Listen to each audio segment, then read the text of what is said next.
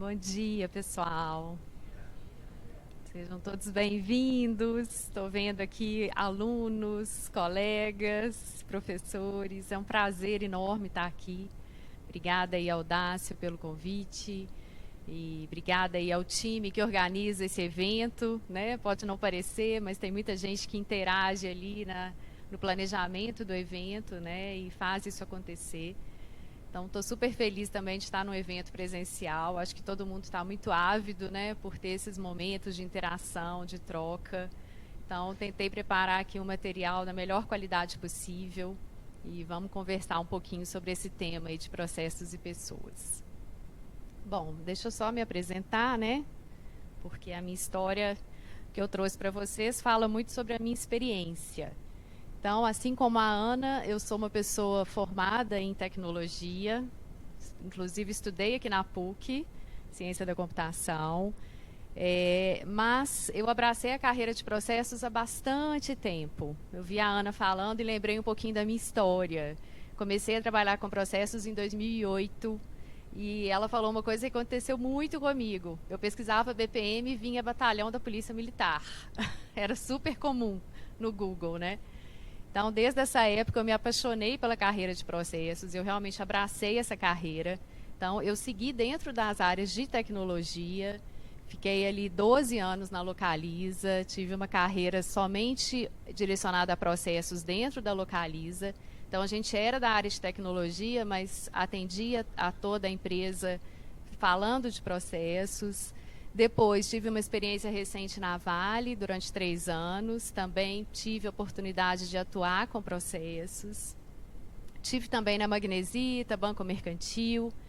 E, além disso, né, quando eu resolvi abraçar a carreira de processos, eu fiz as certificações, né? Então, fiz também o CBPP em 2011.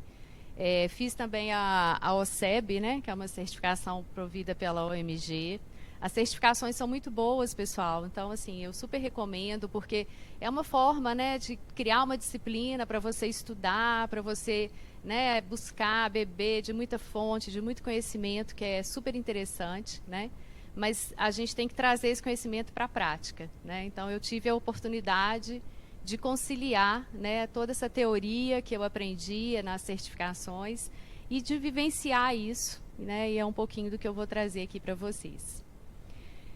Então, eu tive, né, principalmente ali no escritório de processos da Localiza durante 12 anos, e ali eu consegui realmente aplicar muita teoria, muita abordagem que eu acreditava pessoalmente, principalmente no viés de pessoas, principalmente trazendo a gestão de processos com uma abordagem diferente nas organizações. E eu entendo que a gente fez entregas bastante relevantes, né? Em 2012 eu estava já lá no BPMD falando um pouco sobre o que a gente estava conquistando com gestão de processos na Localiza. Estou aqui de novo hoje, muito feliz. E também estou com a Ana, né, nessa jornada aí de ser professora. Amo, faço com muito prazer. Ontem à noite a gente estava numa aula do curso de gestão de processos com abordagem ágil, falando sobre métodos ágeis. Então, é um tema que eu amo também. Praticamente todos os cursos que a Ana mencionou, eu estou com alguma disciplina, seja cultura ágil, métodos ágeis, governança de processos. Então, é uma coisa também que eu faço assim com muito prazer. Então, resumidamente é isso, pessoal. Vamos começar aqui a nossa troca, né? Vocês fiquem à vontade, se quiserem fazer comentários durante a minha fala ou se quiserem fazer ao final, tá? Espero que a gente realmente faça aqui uma troca, né? Isso é muito rico, né? Todo mundo acaba tendo uma experiência mais interessante. Bom, com o tema processos e pessoas, eu já quis logo trazer de cara um viés, né, do que seriam problemas que eu vivenciei fazendo gestão de processos. Então, vou fazer um exercício de empatia aqui, não sei se vocês vivenciaram, vou colocar algumas provocações aqui, mas eram coisas que meu time escutava quando a gente começou a fazer gestão de processos e aquilo nos incomodava, né, nos fazia refletir sobre o que a gente deveria fazer diferente. E, na verdade, todos esses problemas, né, nos levaram a muitos aprendizados. E aí, o nosso próximo assunto vai ser falar sobre o que de fato gera engajamento nas pessoas, para fazer um trabalho de gestão de processos, porque a gente percebia que isso era um grande desafio para a gente. E depois eu vou trazer para vocês um conceito, na verdade uma vivência, né, uma prática que a gente criou na época da Localiza, que a gente batizou de Sala de Produtividade de Processos, e que foi uma ferramenta que mudou bastante a forma como a gestão de processos era vista dentro da organização. Então, acho que essa é a parte mais interessante, porque, né, é uma forma muito prática da gente mostrar para vocês como que a gente superou os principais desafios que a gente tinha. Então, essa vai ser a nossa jornada. É como se, né, eu tentei empacotar aqui uma visão do problema à solução, né? Então, vamos começar aqui primeiro do problema e vamos entender como que a gente avançou para uma solução. Bom, então, na época, né, eu já tinha ali um time, né, liderava algumas pessoas que faziam gestão de processos, atendiam áreas de negócio dentro da Localiza, principalmente, diferentes áreas de negócio. E aí meu time chegava para fazer o trabalho e escutava, né, algumas questões como essas. Vamos só desenhar as caixinhas? Alguém de vocês já escutou frases semelhantes? Eu tô vendo, o pessoal balançando a cabeça. Gente, a analista do meu time chegava para mim e falava: Deia, você não acredita, eu estava lá fazendo trabalho e no final, mas é só a caixinha que a gente vai desenhar? Então, assim, eu via nos olhos dela a frustração, né? De falar: poxa, cadê o valor do meu trabalho? O que eu estou agregando? Aí, além disso, quando a gente conseguia engajar, né? Fazia uma reunião bacana, começava a fazer um desenho de processo, né? E aí a gente queria, né? Não queria que aquela reunião terminasse, mas enfim, né? Estava ali dentro do horário. Aí era aquela questão: beleza, a gente começou aqui o trabalho, a reunião foi boa, não foi? E aí, quando que a gente pode fazer a próxima? Nossa, gente, aí começava: não, porque aí eu tenho fechamento, porque eu tenho isso, porque eu tenho aquilo. Ah, vamos tentar daqui umas 2 semanas? Eu estou vendo o pessoal concordando e estou feliz, gente, porque assim, isso realmente é a nossa realidade, né? Em várias situações a gente acaba passando por isso. E o que isso fazia, né? Toda aquela energia que a gente movimentava naquele primeiro momento, todo aquele valor que a gente, né, conseguia extrair naquele momento, destravar naquele momento, se perdia. Porque aí daqui 2 semanas, até o grupo reunir de novo, retomar, né? Então isso também acontecia muito. Aí, às vezes, o pessoal perguntava: quando que a gente vai ter algum resultado? Né? Então, quer dizer, com aquela percepção de que a gente estava desenhando as caixinhas, mas e aí? O que vai ser de fato o resultado? Então, a gente também ouvia isso, né, com uma certa frequência. E outra coisa que acontecia era muito isso, né? A gente às vezes conseguia a agenda, se preparava para a reunião, né? Às vezes já estava com a ferramenta pronta ali para fazer o desenho, às vezes imprimia, né, na época presencial, levava o processo impresso para fazer as discussões. E aí, um pouquinho antes, a pessoa, né, nosso principal stakeholder: surgiu uma demanda urgente aqui, nós vamos ter que cancelar a reunião. Aí também era uma frustração.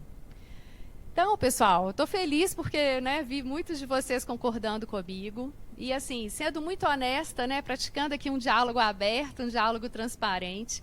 No início da minha carreira em gestão de processos, eu vivi situações como essa. Não só eu, mas meu time, né? Eu já tinha um grupo de analistas ali comigo. E isso gerou na gente uma frustração muito grande. Mas gerou também muito aprendizado. Então, vamos falar aqui sobre os aprendizados. E aí, o principal ponto que a gente, né, entendeu é que a gente precisava engajar mais as pessoas. As pessoas precisavam ver mais valor naquele trabalho. Era isso que não estava sendo claro, era isso que não estava sendo transmitido. E aí, a gente começou a fazer essa reflexão. Como é que a gente, de fato, gera engajamento? Né? Como é que as pessoas passam a entender que esse trabalho vai ter um valor no dia a dia delas, na rotina delas? Então, né, até deixei essa figura aqui, porque é um aprendizado, né, pessoal? É uma jornada, e é um aprendizado, é uma evolução de maturidade, né? É uma forma diferente de falar sobre gestão de processos. Foi isso que a gente percebeu. Até deixei umas figuras aqui bem provocativas, por quê? Primeira coisa que a gente entendeu é que a gente precisava inovar.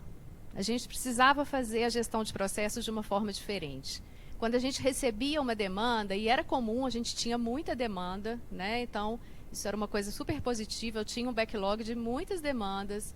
As áreas de negócio entendiam que elas precisavam, sim, olhar para os seus processos, melhorar, buscar eficiência, buscar melhores resultados. Só que a gente precisava tratar aquela demanda de uma forma diferente. A gente precisava trazer algo novo. Não a inovação por si só, mas uma inovação que gerasse resultado. Então, a gente precisava fazer um trabalho que tivesse esse viés.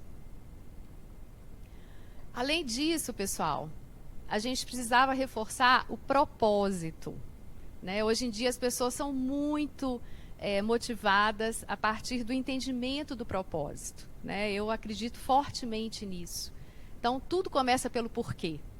Então, a primeira coisa que a gente pensou a gente tem que mostrar para as pessoas por que a gente está fazendo um trabalho de processos. Por que elas estão aqui dedicando o tempo delas para essa atividade em detrimento de outras.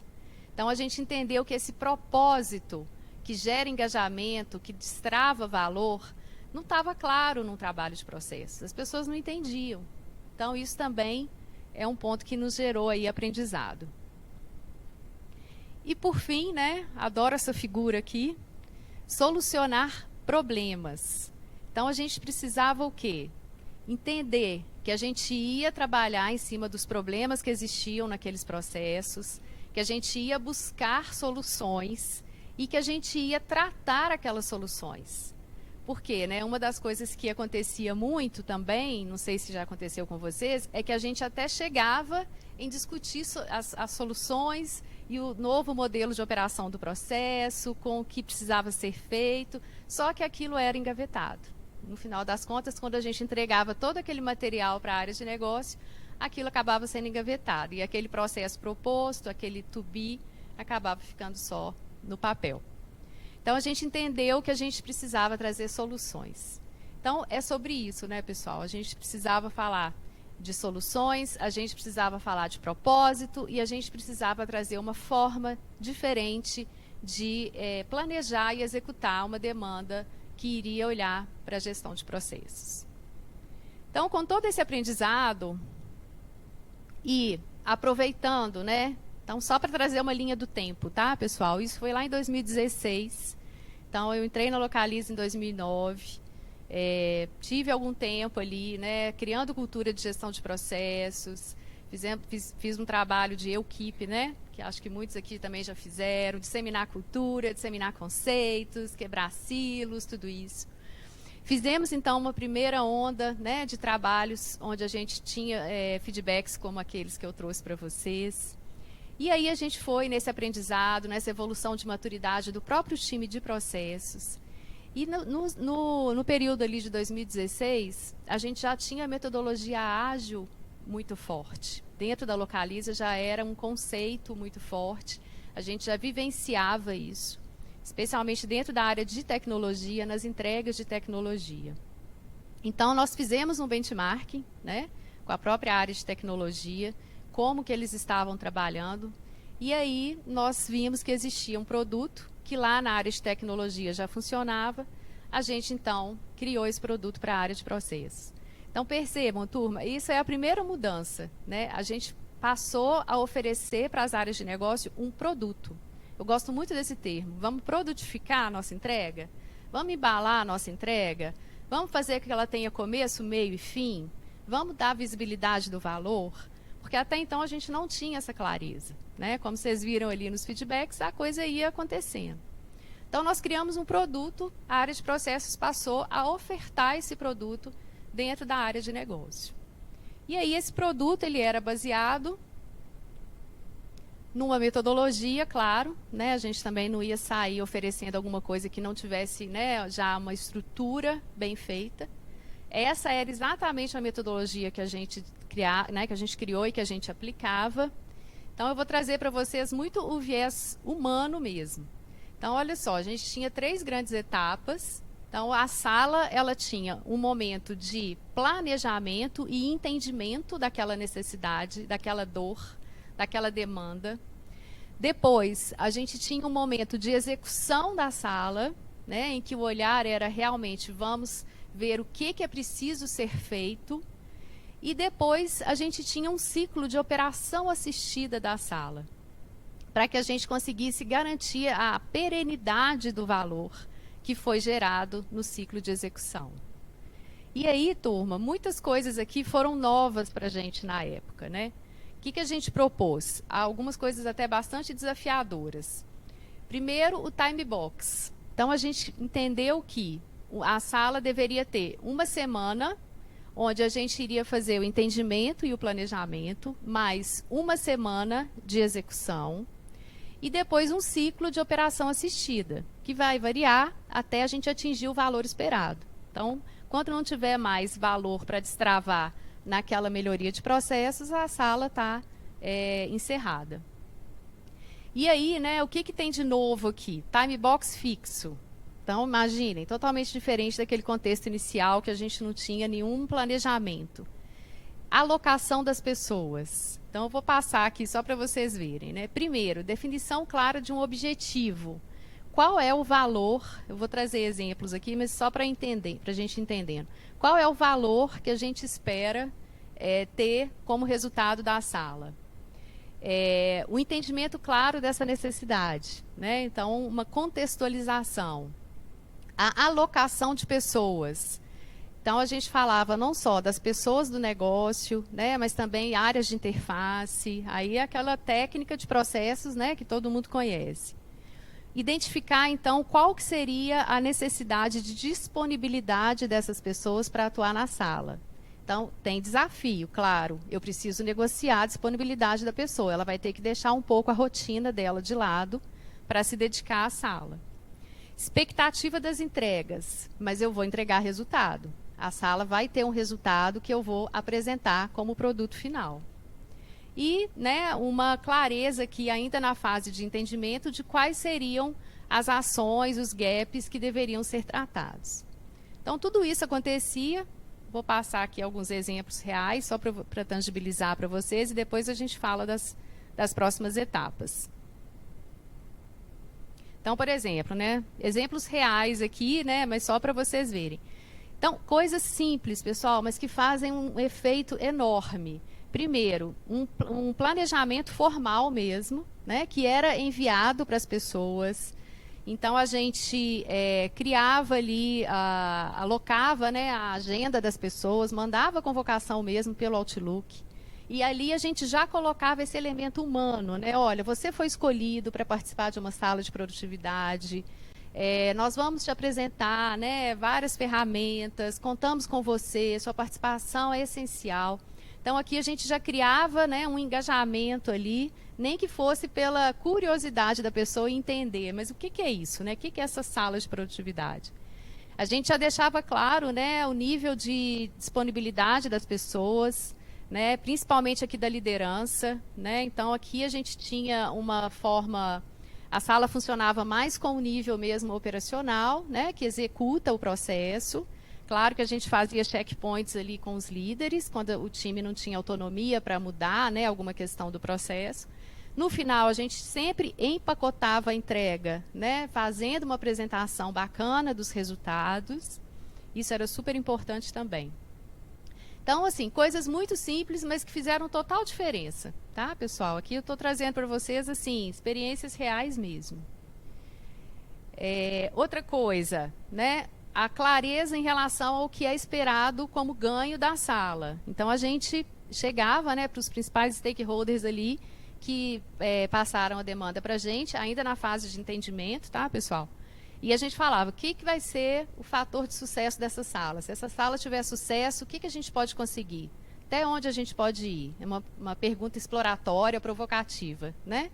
Até onde a gente pode ir se a gente tiver sucesso com essa sala? E aí a gente recebia, olha, eu quero ter um impacto na satisfação do meu cliente. Sempre que era possível quantificar o resultado, a gente quantificava, pessoal. Isso é outro ponto que a gente vivenciou muito. Às vezes o resultado só qualitativo, ele não sustenta tanto, né, a percepção de valor. Então, quando a gente conseguia olhar e falar, tá, a gente quer eliminar uma assinatura no processo. quanto custa essa assinatura, né? Então, quanto de ganho a gente pode ter reduzindo isso? A gente tem problemas de comunicado de venda. A gente espera reduzir em quantos por cento? Então, a gente fazia na fase de entendimento uma avaliação dos dados do processo. Isso é importante, né? Porque ali a gente conseguia fazer esse alinhamento sobre a expectativa de ganhos. Então, isso também é algo bastante recomendável, né? Sair dos ganhos apenas qualitativos, né? Porque esses são fáceis de serem descritos, mas muitas vezes eles não trazem toda essa percepção de valor. Então, ganhos alinhados, né, através de frases como essas, frases provocativas. Eu gosto muito dessa frase. Qual que é a ambição, né? Qual é a ambição dessa sala? Se a gente tiver sucesso, até onde a gente pode ir? Então, são palavras aí, né, exploratórias que eu acho super interessantes. E outro aspecto, né, pessoal, se a gente ia falar da sala, quando a gente estava ali na fase de entendimento ainda, né, antes de ir para a execução, a gente não falava em solução. E aí é um viés muito forte também. A gente tinha um momento de imersão e de entendimento do problema. Então, a gente sempre começava entendendo qual é o problema que a gente quer resolver. Então, isso é o quê? Um exercício de empatia, né? A escuta de todos os envolvidos no processo, a escuta das áreas de interface, né? O entendimento ali de tantos problemas, uma boa definição daquele problema, muitas vezes até uma priorização. Tinha tanto problema, mas ok, então qual ou quais problemas a sala vai resolver? Então, tudo isso era feito com a participação do time, né? Então, as pessoas ali empoderadas para juntas tomarem esse tipo de decisão. E aí o entendimento do problema é algo que a gente aprendeu que era fortíssimo. Então, num primeiro momento, a gente jamais falava em solução. A gente podia até, né, como ser humano, naturalmente já estar pensando em alguma coisa. Mas com o time ali, a gente realmente reforçava que era o momento de entender o problema e não pensar em solução. A gente usava muito esse slide aqui. Então, vamos primeiro entender qual é o nosso problema.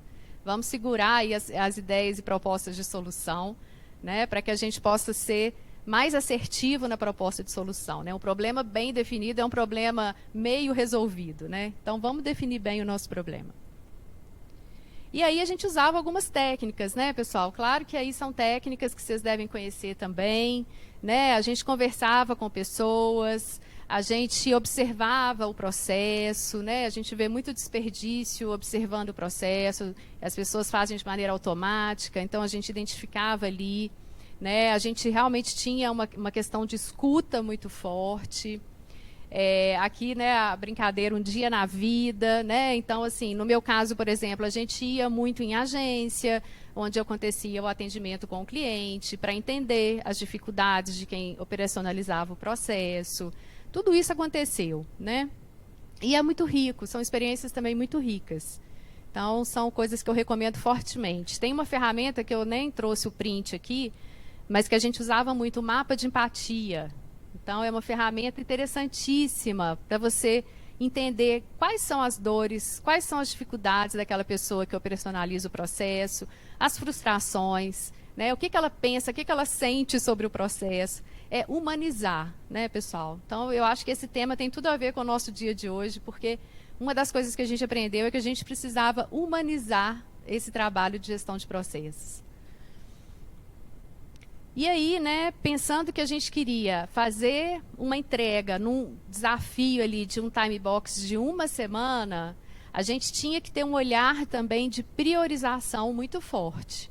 Então, pensem, a gente fez ali, né, no entendimento, a gente identificou os problemas, fez aquela primeira fase de escuta, né, a gente mapeia os problemas e tenta trazer a melhor definição possível daqueles problemas. E a gente gostava muito de usar esse modelo. O que a gente queria aqui? Identificar onde a gente ia conseguir destravar mais valor, né, que seria a percepção ali de ganho, e com o menor esforço possível. Então, a gente realmente fazia uma priorização totalmente voltado para esse viés aqui, né? Vamos trabalhar, vamos atacar os problemas onde a gente consegue ter uma percepção de valor alta e um esforço de atuação mais baixo. A gente sempre começava por esse quadrante. E aí, nesse momento, então, a gente estava pronto para ir para a etapa de execução da sala propriamente dita, né? Porque aí eu já tenho toda uma clareza do que foi o problema, a definição e contextualização, as pessoas disponíveis, eu já sei o que eu preciso, já priorizei o que eu vou resolver. Agora eu posso ir para a sala e fazer o trabalho, né, de execução daquelas ações que vão solucionar o problema.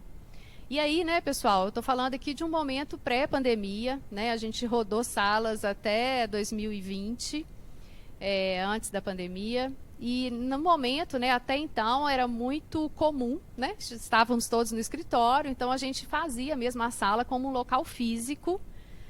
Claro que isso facilitava a sinergia, né? Então a gente separava uma sala física, a gente punha até a identificação na porta da sala, a gente também usava muito esses recursos visuais, justamente naquela mesma ideia, trazer engajamento, fazer com que as pessoas quisessem estar lá, né? Então a gente preparava um ambiente ali para as pessoas. Claro que eu sei que hoje o mundo mudou, a gente está no modelo híbrido, então a gente tem que ser criativo e reinventar algumas coisas, né? Mas vamos pensar da mesma forma, usar ferramentas online de colaboração, né, fazer um onboarding para as pessoas que estão chegando, se forem participar de uma sala, começar sempre pelo porquê, né? Estamos aqui fisicamente juntos ou online, por quê, né? E aí, no nosso caso, então, a gente até essa época tinha a sala física, então a gente fazia isso, recebia as pessoas ali, né? Muitas já tinham participado da fase de entendimento e planejamento, né? E aí a gente começava, de fato, a execução das atividades. Então, a gente já tinha ações propostas para resolver os problemas, a gente já trabalhava um viés de priorização dessas ações, naquela perspectiva de destravar valor com esforço mais baixo, e a gente trabalhava, basicamente, durante a execução da sala, para remover impedimentos. Então, a gente ia trabalhando as ações. E nós, né, facilitadores ali, sempre tinha uma pessoa do time de processos, né, como um facilitador da sala, além das áreas de negócio, né. O facilitador, né, ele tinha mais esse papel de remover impedimentos. Acontecia? Acontecia, claro, né. Então a gente tinha que estar atento, fazer uma boa gestão do tempo, incentivar a participação das pessoas, aquelas questões que acontecem no dia a dia, né. O nosso principal objetivo era ter um olhar atento e garantir, né, que aquela uma semana seguisse o que foi previsto. Então, o que a gente fazia, né? Mais uma vez eu reforço, exemplos pré-pandemia. Hoje em dia a gente tem N ferramentas onde a gente faz qualquer tipo de gestão, né? Então, isso aqui foi um exemplo super simples, mas que funcionou muito, que era, né, um exemplo aqui de uma sala onde a gente listou ali as ações que iam ser feitas, observem, né?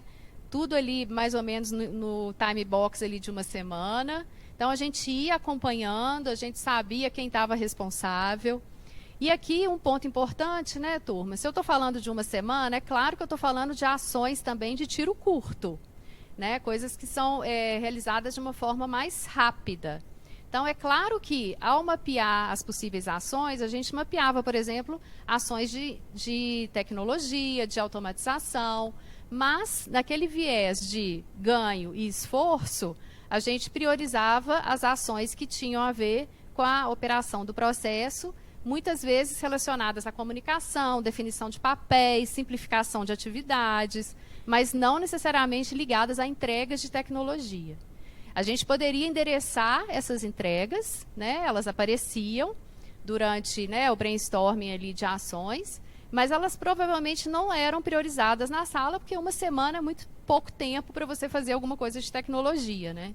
Então, a gente focava mesmo em ações e sempre tem muita oportunidade de melhorar processos, só trabalhando comunicação, papéis, simplificação. Então, esse era também o nosso exercício, né, de treinar esse olhar com as pessoas. Bom, terminado o ciclo, né, a gente tinha então o quê? Um primeiro conjunto de entregas que ia acontecer no final daquela segunda semana da sala, né? A primeira semana foi o entendimento, a segunda semana foi a execução. Ali, a gente já tinha uma entrega que a gente apresentava para os líderes. E quando eu falo a gente, é muito o time que participava. A gente empoderava muito o time, pessoal. eles apresentavam o trabalho de processos, né? A gente realmente ficava ali nos bastidores, eu falo time de processos, né? Então, a área de negócio, as pessoas que foram envolvidas na sala, que se dedicaram, que se engajaram. Então, elas tinham ali uma oportunidade de dar uma visibilidade de um trabalho para um líder, né? Isso era super importante também. Então, esse trabalho, essa apresentação acontecia no final ali da semana de execução. Nesse momento, a gente coletava alguns feedbacks, né? Claro que eu trouxe aqui alguns feedbacks positivos, mas sim, sempre tinha algo também a melhorar. Mas havia, sim, uma percepção, né, de que houve valor, né? Então, seja ali na redução de desgastes do dia a dia, né, questão de viés de produtividade mesmo, viés ali, tá vendo, de enxergar papéis, responsabilidades. Então, a percepção de valor vinha nessa forma ainda qualitativa, mas a gente sempre mensurava quando a gente conseguia. E muitas vezes a gente conseguia, né? Aquela visão que eu trouxe ali do alinhamento de ganhos. Quantitativamente também, o que a gente entende que o processo vai trazer de ganho. A gente fazia, né, uma pesquisa ali, claro, né? Fizemos a entrega, né? A gente depois passou até a usar o NPS mesmo, né? Que é aquela pergunta clássica, o quanto você recomenda o trabalho do escritório de processos para um amigo, para um colega, né? E aí o NPS era bem mais interessante para a gente como métrica, né? Passou a ser adotado em várias entregas, assim, dentro da Localiza. E seguíamos, então, trabalhando depois na operação assistida. Então, a gente saía da segunda semana, já dava aquele gostinho de que foi feita, né, um pacotinho de entregas ali, que já houve, sim, um valor que foi percebido, que foi destravado, e aí a gente combinava a operação assistida. Então, a gente não estaria mais presente, mas a gente tinha, né, o plano de ação definido, né, construído por todos, com responsáveis, com prazos, e a operação assistida era acompanhar a execução daquele plano. Então, mais uma vez, o escritório de processos ia e fazia ali sessões recorrentes para acompanhar a execução do plano. Então, ou seja, a gente garantia que as atividades iam sendo cumpridas, né, que mais valor ia sendo destravado e que a percepção como um todo do trabalho em si, ela era bastante positiva, né? Eu posso falar para vocês, pessoal, assim, sendo muito transparente, foi uma mudança de paradigma de como a área de processos era vista dentro da empresa, né? Assim, desde aquele início que eu comentei, que muitos, né, acho que sentiram ali a mesma dor, para o conceito de fazer uma sala, né? Foi uma mudança de paradigma mesmo. Então, o valor percebido, o retorno, a entrega, a fluidez, a cadência, né? Então, ou seja, as coisas acontecendo num ritmo. Então, foi uma mudança de paradigma. Pois não? Ei, tudo bem?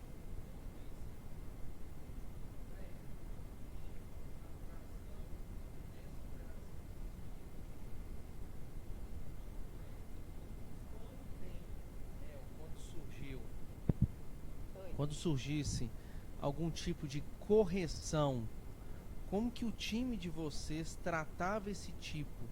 Porque pode e acontece, né, no momento do mapeamento, você leva, constrói, leva isso talvez para uma tecnologia, mas na hora dessa operação assistida, esqueci isso, esqueci aquilo. E aí, que ponto o time considerava isso como uma correção ou como uma melhoria? Como que era tratado isso? Beleza, obrigada aí, Luiz.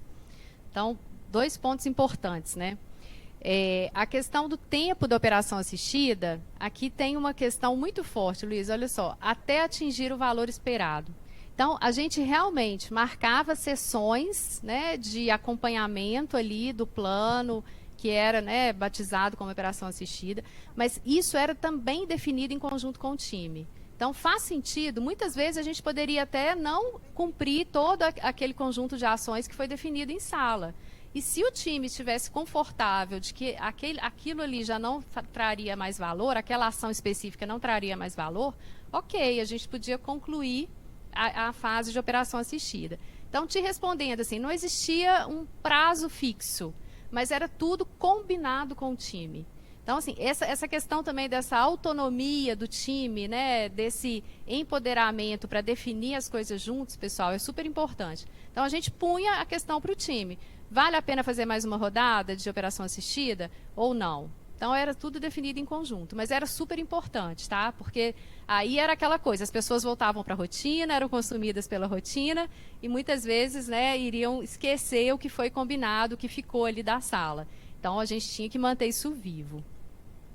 E o outro ponto, né, se houvesse novas ações também que fossem identificadas naquele momento de operação assistida, cabia também para a gente fazer uma definição com o time. Se aquela ação tivesse um valor alto, fosse né, justificável que a gente priorizasse, a gente priorizava aquela ação, ela entrava no plano e a gente fazia um acompanhamento. Então, o ponto é, assim, o empoderamento do time para tomar as decisões, né? Sempre colocar para o time esse tipo de definição. Essa questão de autonomia e empoderamento eu falo muito, não só tento aplicar isso no dia a dia, falo nas aulas também, porque eu entendo também que é um posicionamento muito diferente que a gente tem que trabalhar, né? Quando a gente está falando de trabalhos colaborativos, de criação conjunta, né? Então, nós somos facilitadores, nosso time de processos, né? A gente tem que ter esse papel de facilitador. E, de certa forma, isso nos ajuda, porque a gente é bastante imparcial, né? Então, combina bem com o papel ali do facilitador. Pessoal, meu tempo está acabando, então eu vou deixar 2 últimos slides aqui, né? Só para reforçar. Então, realmente, né, a sala de produtividade foi esse produto que a gente trabalhou durante anos, rodamos inúmeras salas, depois a gente pode conversar mais, quem quiser me procurar. Mas tudo foi muito baseado nos princípios da metodologia ágil, não tem como fugir disso aqui. Tudo que a gente queria era garantir entregas, trabalho em equipe, produto funcionando, processo, né? A gente queria ter um ambiente de confiança dentro da sala, que as pessoas pudessem manifestar ali, né? Ser o mais simples possível é desafiador, mas a gente queria trabalhar soluções simples, né? Satisfazer o nosso cliente, claro. Então, tudo isso aqui nos guiava. O tempo todo a gente olhava para esse quadrinho aqui tão conhecido, né? Que são os princípios da metodologia ágil.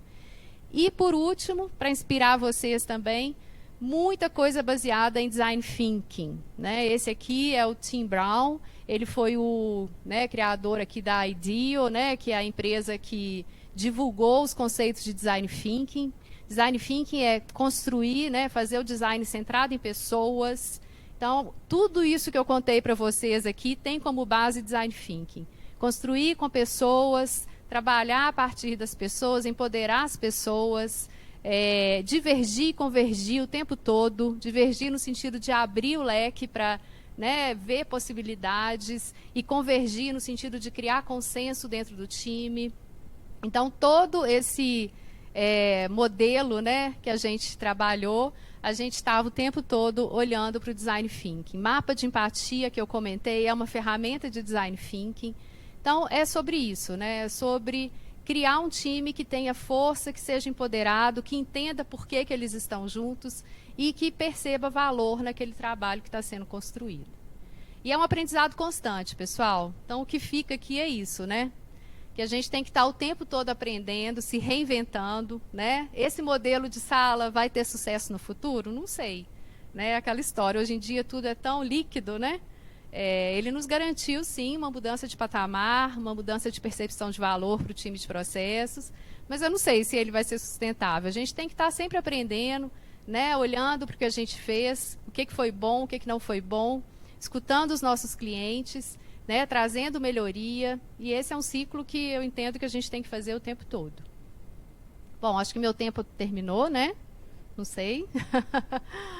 Mas o que eu tinha para apresentar para vocês era isso. Então, deixo aqui meus contatos.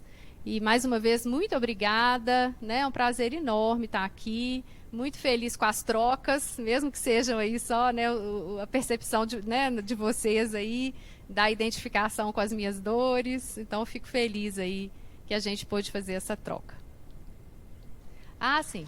Obrigada, pessoal. Tem pergunta? Ah, tá. Vocês tem alguma pergunta? Acho que a gente tem tempo, né?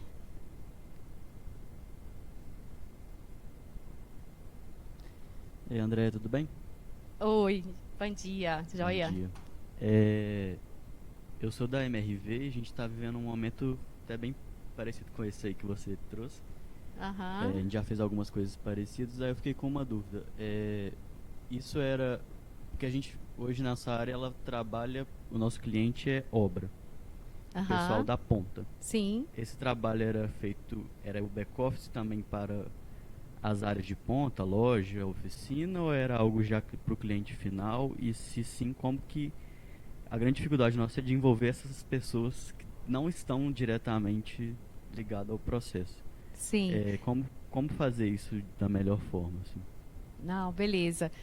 Assim, a gente atendia todas as áreas da empresa, né? Então, de fato, a ideia da sala é que ela seja aplicável em qualquer processo. E tinha situações exatamente como essas que você comentou, né? Às vezes a gente precisava envolver a atendente que estava no balcão, que era a maior conhecedora do processo de aluguel de carros, né? Às vezes eu precisava pegar um vendedor de carro, que era a pessoa que mais sabia das dores do processo de venda, né? Então acontecia isso sim, da gente ter que trabalhar com pessoas que estavam ali na ponta, né, que estavam em processos, né, que demandavam ali uma presença física. Também acontecia da gente estar lidando com pessoas que estavam ali mais próximas da gente. Assim, o que a gente percebeu que era necessário nesses casos de pessoas que eram mais críticas, é que a gente tinha que fazer um alinhamento bom com o líder. Não tem como, né? Não tem como fugir disso. Assim, é fazer um alinhamento com o líder, né? Vender muito bem para ele a sala. Eu acho que começa por aí, né? Trazer, né? Trazê-lo também para fazer parte do time, né? Eu acho que assim, quando a gente tem dificuldade às vezes de engajar alguém, traz essa pessoa para o time, né? Então traz a percepção de valor que ela espera, né? Se ela é líder ali de alguém, ela também sente a dor.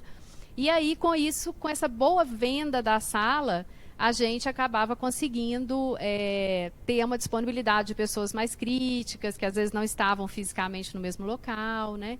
E uma outra coisa também que eu acho que ajuda muito é assim, faz uma primeira sala com um time mais parceiro, digamos assim, né? Que seja mais fácil ter esse engajamento, essa motivação, né? Essa disponibilidade. E faz uma boa divulgação, né? Aí realmente assim, o seu cliente falando sobre o resultado de uma sala traz muito mais credibilidade do que você, né? Então a gente fazia isso também. Fizemos uma sala, começamos assim, fizemos a primeira, vimos que teve uma percepção de valor. Claro, faz uma boa divulgação interna, vai ali, né, nas reuniões das áreas, pede o pessoal para, né, compartilhar como foi a experiência. Então, isso também ajuda. Mas eu acho que assim, né, o seu momento ali é a venda do produto da sala. E isso é que ajuda a disponibilidade das pessoas. Tá Obrigado. bom?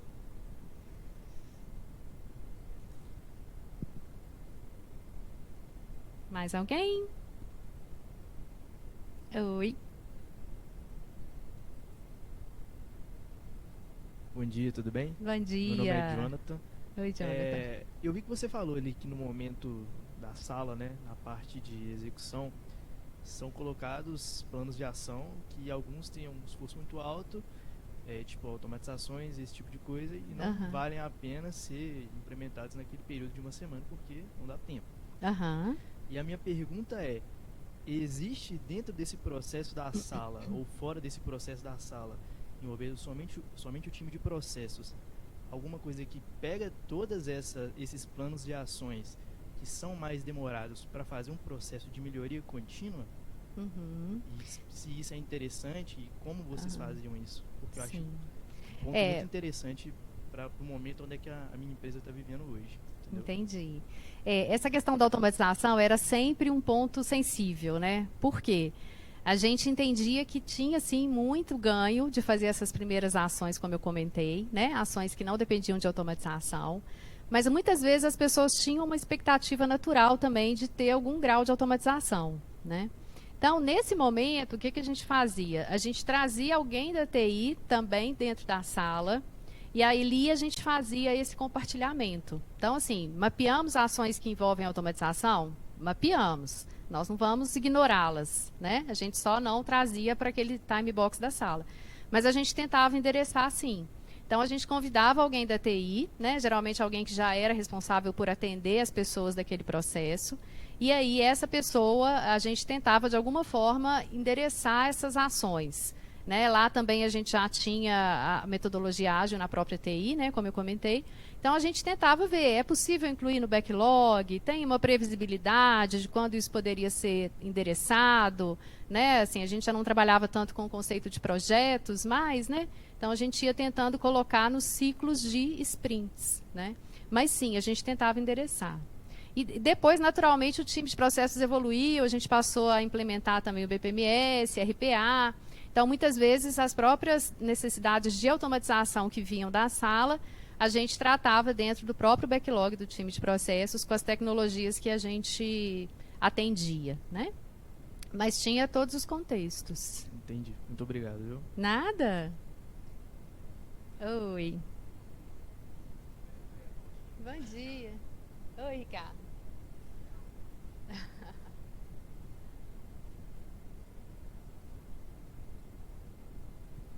Bom dia. Bom dia. Eu queria, quando você falou de produtividade, eu queria entender, da gente quantificar, né, o nosso produto, eu queria entender como que a gente pode fazer para quantificar um processo que a gente entra numa área, consegue mapear, um processo que já é executado há anos, mas que ele não tinha um processo de medição.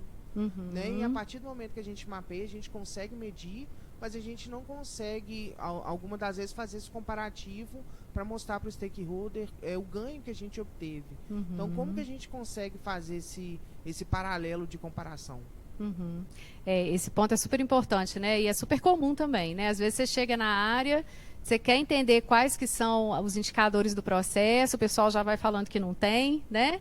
Ou então tem indicador do sistema, que na verdade não é o indicador do processo, né? Isso acontece muito, pessoal. Tenho certeza que todas as dores que eu tive aqui, vocês também têm, né? Nesse caso, o que a gente tentava fazer? Aí não tem muito segredo. A gente tentava fazer uma coleta por amostragem. Então, durante o tempo ali que a gente estava, talvez ali na fase de entendimento da sala, né? No momento até anterior, a gente tentava fazer, né? Bom, vamos ver quais seriam os indicadores desse processo, minimamente ali, né? E vamos fazer um mapeamento por amostragem? Vamos fazer, né, um levantamento ali dos indicadores por amostragem? Não é o ideal, né? Mas, assim, já trabalhei em cenários em que a gente só tinha essa métrica mesmo. E, às vezes, era, assim, papel de pão, né? Fez o processo aí, registra aí mesmo o tempo que você gasta, né? Principalmente quando era muito manual, né? A gente dava uma planilha e a pessoa ia preenchendo ali tantas instâncias do processo, o tempo que ela gastou mesmo. E ali a gente tentava tirar essa informação como, pelo menos, uma referência para depois comparar com o to be. É super importante ter, né, essa métrica, esse comparativo, principalmente naquela visão do quantitativo que eu comentei, né? Mas, às vezes, é interessante mapear uma atividade específica também, quantificar uma atividade específica, né? Não só o processo como um todo. Muitas vezes a gente fazia isso, uma atividade específica que demandava um recurso, né, mais caro, a gente tentava mapear só ela. Então, a gente ia criando alternativas para ter alguma amostragem. E essa amostra, depois, a gente comparava com os resultados. Nada? Então tá, pessoal, muito obrigada, né? Vamos curtir o dia aí, eu tenho certeza que tem muita coisa boa, foi um prazer e quem quiser conversar, estou super à disposição, estou aí o dia todo, tá bom? Obrigada, pessoal.